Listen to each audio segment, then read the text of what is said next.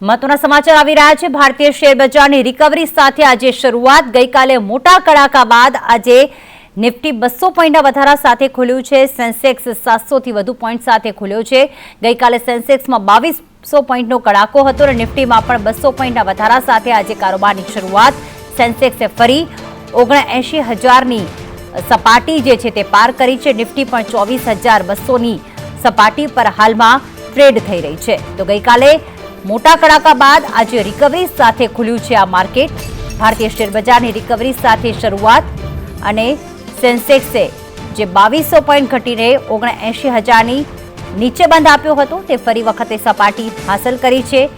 Nifty પણ હાલમાં 24200ની ઉપર ટ્રેડ થઈ રહી છે।